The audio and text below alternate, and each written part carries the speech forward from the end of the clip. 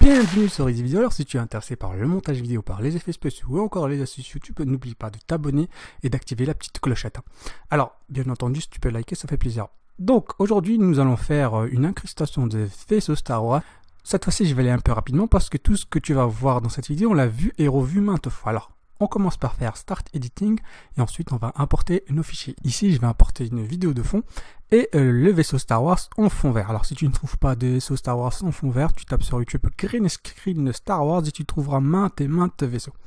Première chose qu'on va faire, c'est clic droit sur cette vidéo de fond et Make a Composition Shot. L'idée c'est de créer une composition pour qu'on puisse comme ça empiler les effets l'un ensuite de l'autre, à la suite de l'autre. Donc voilà.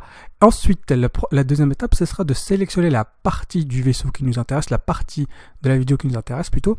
Donc je double-clique sur la vidéo de fond vert et ensuite je vais faire I pour dire que c'est le début de la partie que je vais sélectionner et O pour tout simplement déterminer la fin de la partie qu'on veut sélectionner.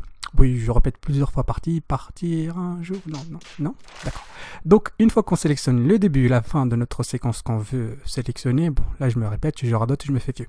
Donc, je glisse, je dépose ici dans la composition, et ensuite, je vais aller tout simplement dans le panneau d'effets, et je vais sélectionner Green Screen. On tape ici dans le moteur de recherche, Green Screen là.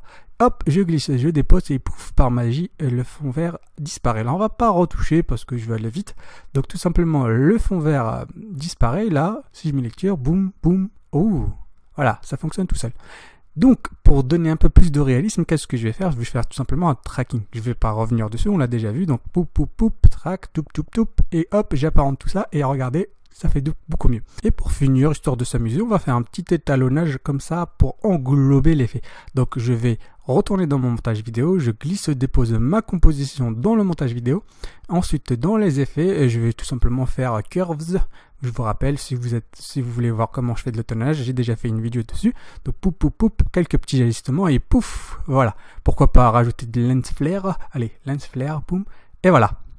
Et bien entendu, il vous reste plus qu'à faire de l'audio, mais là, c'est encore une fois, on glisse, on dépose et on fait ce qu'on veut. Qui conclut la fin de la vidéo. Alors, si tu as des suggestions de tutoriels, n'hésite surtout pas à lâcher ton petit commentaire. Bon, de temps en temps, je sélectionne un et je le fais. Petit aparté, je vais être absent, on va dire, quelques jours cette prochaine semaine, mais je reviens très vite avec peut-être de nouveaux concepts, on sait jamais. Si tu as des idées de concepts aussi, n'hésite pas à me le faire savoir, n'hésite pas à me le faire savoir.